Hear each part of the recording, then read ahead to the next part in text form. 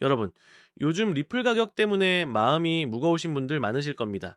3달러 선이 무너졌다가 다시 겨우 회복하는 흐름, 하루에도 5% 넘게 출렁이는 변동성. 이번엔 진짜 끝난 거 아니냐 하는 불안감이 드는 것도 당연합니다. 그런데 오늘 전해드릴 소식은 그런 걱정을 뒤집을 만한 내용입니다. 단순히 단기 반등이 아니라 리플이 제도권에서 확실하게 자리를 잡아가고 있다라는 증거들이 하나씩 쌓이고 있습니다. 리플은 일본 최대 금융그룹 SBI 홀딩스와 손잡고 자사 스테이블 코인인 RLUSD를 일본 시장에 도입한다고 발표했습니다. 출시 시점은 2026년 1분기로 예정되어 있죠. 네, 이건 단순한 파일럿이 아니라 일본 은행권과 기업 결제 인프라까지 정조준한 굵직한 프로젝트입니다. 또 지난 5년간 발목을 잡던 SEC와의 소송이 마침내 종결됐습니다. 물론 1억 2,500만 달러의 벌금을 내야 했지만 법원은 명확히 말했습니다. 소매 투자자 대상 XRP 판매는 증권이 아니다. 이 한 문장이 수년간 XRP를 짓눌러 왔던 불확실성을 걷어낸 겁니다. 기관들의 움직임도 심상치 않습니다. 일본 SBI 리플 아시아는 아시아 지역 은행망의 XRP 결제 시스템을 확대하고 있습니다. 이런 글로벌 기관들이 리플과 손을 잡았다는 건 단순히 코인 하나가 아니라 금융 인프라로 인정받기 시작했다는 의미입니다. 리플은 여기에 그치지 않고 XRP 레저 2.5.0 업그레이드까지 발표했습니다. 스테이블 코인 지원, 배치, 트랜잭션, 에스크로 기능 강화. 이제 단순 송금 코인이 아니라 은행과 기관들이 실제로 쓸 수 있는 블록체인으로 자리매김하겠다는 겁니다. 결국 투자자들의 시선은 하나로 모아집니다. 바로 올해 10월 SEC의 현물 XRP ITF 승인 여부입니다. 이건 더 이상 미룰 수 없는 결정이 될 것이고 같은 시기에 리플의 미국 은행 라이선스 심사도 맞물려 있습니다. 만약 두 가지가 동시에 긍정적으로 전개된다면 XRP는 단순한 가격 반등을 넘어 제도권 자산으로 완전히 편입되는 전환점을 맞게 될 겁니다. 정리해보면 리플은 지금 세 가지 카드를 쥐고 있습니다. 일본 SBI와의 RLUSD 도입, SEC 소송 종결로, 불확실성 해소, 그리고 10월 ITF와 은행 라이선스라는 초대형 이벤트. 여러분, 코인 시장은 기대감으로 움직입니다. ETF 발표가 지금 당장 나오는 것보다 한두 달 뒤로 미뤄져 있는 게 오히려 시장을 더 뜨겁게 달구는 법이죠. 그래서 이번 10월 리플은 운명의 순간을 맞게 될 겁니다. 가격이 흔들릴 때마다 마음이 불안하시겠지만 지금은 위기라기보다 제도권 진입의 마지막 관문을 통과하는 과정일 수 있습니다. 여러분은 이번 기회를 어떻게 보실 건가요? 또 놓쳤다라고 후회할 건지 아니면 그때 담아놨다라고 웃을 건지는 결국 본인의 선택에 달려 있습니다. 그리고 꼭 기억하셔야 할 게 있습니다. 코인 시장은 언제나 연말로 갈수록 자금이 몰렸습니다. 기관들의 포트폴리오, 리밸런싱, 글로벌 펀드들의 연말 배당 이후 유동성, 그리고 연금 헤지 펀드의 대규모 재투자까지 이 모든 흐름이 10월 이후 점점 겹쳐집니다. 즉, 올해 하반기는 단순한 반등이 아니라 본격적인 큰 물결이 시작될 구간일 수 있습니다. 지금의 3달러 대가 두 번 다시 오지 않을 수도 있고, 지금의 고민이 나중에는 웃음으로 바뀔 수도 있습니다. 여러분, 투자는 결국 타이밍입니다. 남들이 불안해서 팔 때 담는 사람이 결국 승자가 됩니다. 네, 올해가 바로 그 기회일 수 있습니다.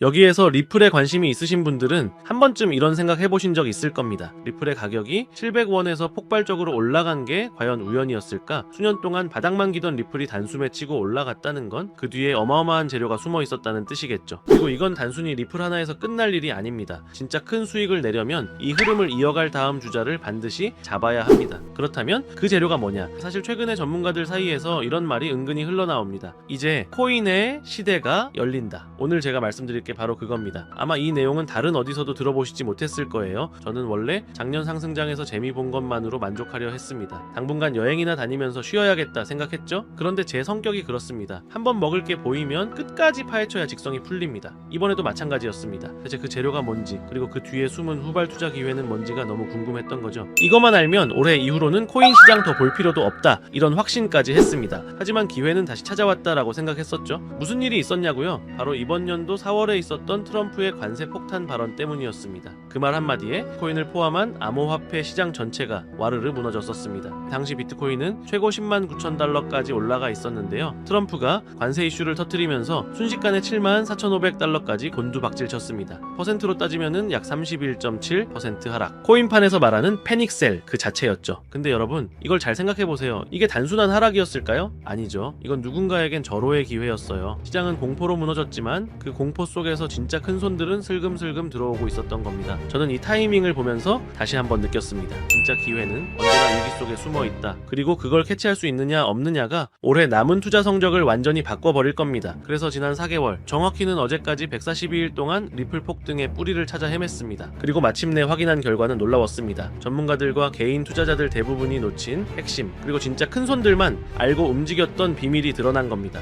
오늘 말씀드릴 내용은 여러분이 경제적 자유를 원한다면 반드시 알아야 할 필수 정보입니다. 지금 내가 뭘 준비해야 할지, 리플 다음으로 어디를 봐야 할지 막막하다면 오늘 영상만큼은 끝까지 집중해주세요. 이미 느끼고 계시겠지만 암호화폐 시장은 점점 제도권으로 들어오고 있습니다. 전통 금융과 디지털 자산을 연결하려는 흐름이 뚜렷해지고 있죠. 트럼프 행정부 출범, SEC 기조 변화, ETF 신청 러시, 이 모든 게 시장을 열고 있습니다. 이제 암호화폐는 투기 자산이 아닙니다. 국경을 초월한 결제 시스템으로 활용되기 시작했어요. 바로 이 시점에서 블록체인과 전통 금융을 잇는 다리 역할을 하는 게 있습니다. 그게 바로 ISO 20022 국제 표준입니다. 처음 들어보신 분들도 많을 겁니다. 쉽게 말해서 전 세계 금융기관들이 제각각 다른 언어 대신 하나의 공통 언어로만 송금하고 결제하자는 약속 같은 겁니다. 지금까지는 나라마다, 은행마다 시스템이 다 달라서 국제 송금이 막히거나 꼬이는 일이 비일비재했습니다. 예를 들어 유럽은행은 자체 코드 체계를 쓰고, 아시아은행은 또 다른 형식을 사용하다 보니 중간에서 메시지가 끊기거나 오류가 나서 자금 이동이 지연되는 경우가 많았던 거죠. ISO 2002는 이 문제를 해결하기 위해 만들어진 금융 메시징 국제 표준 언어입니다. 특징은 크게 세 가지인데요. 첫째, 데이터의 풍부함입니다. 기존 MTI 방식은 단순한 텍스트 수준이어서 거래 목적이나 상세 내역을 담기 어려웠지만 ISO 200은 EML 기반이라 더 많은 정보를 세밀하게 담을 수 있습니다. 둘째, 호환성입니다. 나라와 기관마다 달랐던 코드를 하나로 묶어 글로벌 어디서든 동일한 메시지 구조로 통신이 가능합니다. 셋째, 투명성과 효율성입니다. 불필요한 중개 단계를 줄이고 AML 자금 세탁 방지, 그리고 KYC 고객 확인 같은 규제 준수도 메시지 자체에 포함할 수 있어 훨씬 안전합니다. 문제는 이게 왜 돈이 되느냐는 겁니다. 원래는 전통 금융기관용 표준이었기 때문에 코인 업계가 반드시 따를 필요는 없었습니다. 하지만 지금은 상황이 완전히 바뀌었습니다. 전 세계가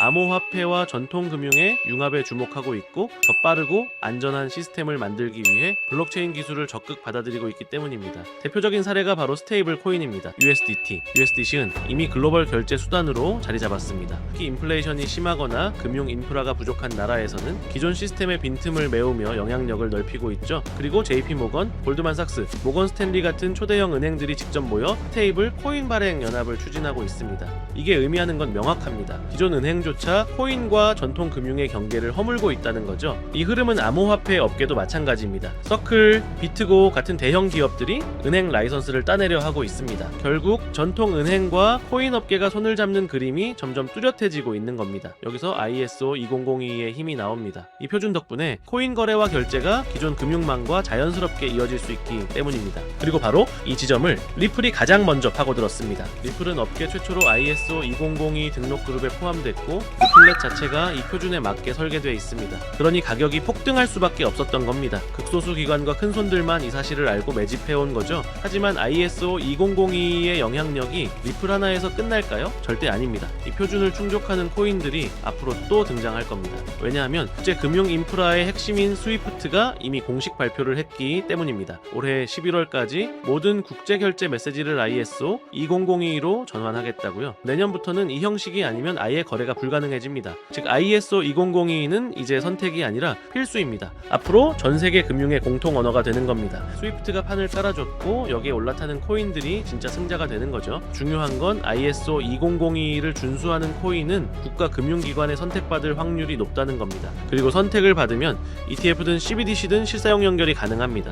리플은 이미 선점했지만 지금 들어가기엔 매력도가 떨어졌습니다. 그러니 이제는 이 흐름을 이어받을 후발주자 ISO 2002 기반으로 폭등할 다음 코인을 찾아야 하는 거죠. 자, 여기서 핵심 질문이 하나 나옵니다. 기관과 고래들이 몰래 담고 있는 리플의 전 재산을 올인하면 될까요? 절대 아닙니다. 이들은 절대로 모든 자금을 한 종목에 쏟아붓지 않습니다. 리플이 선두라면 그 뒤를 바짝 추격하는 후속 폭발주가 반드시 있습니다. 리플은 ISO 2002를 대표하는 핵심 코인으로 은행 간 거래나 국제 송금에서 사용되는 공용 언어를 만드는 프로젝트입니다. 그리고 역대 시장이 증명했듯 대장주가 움직이면 그 뒤를 바짝 따라오는 후속 폭발주가 등장합니다. 예를 들어 에이다는 2020년과 2021년 불장에서는 무려 3000% 이상 폭등하며 대형 알트 중 최상위 수익률을 기록했죠. 스텔라루멘 역시 2017년 불장에는 단 1년 만에 1000% 이상 폭등한 전설적인 기록이 있습니다. 헤데라도 2020년에서 2021년 불장에서는 무려 1600% 상승하며 강력한 성장성을 증명했습니다. 이처럼 대장주가 있다라면 후속 코인들은 어마어마한 폭등을 이뤄냅니다. 그런데 이 기회를 놓친다면요? 다음 상승 사이클인 4년을 또 기다려야 할지도 모릅니다. 그럼 두 번째 질문이 나옵니다. 에이다, 스텔라루멘,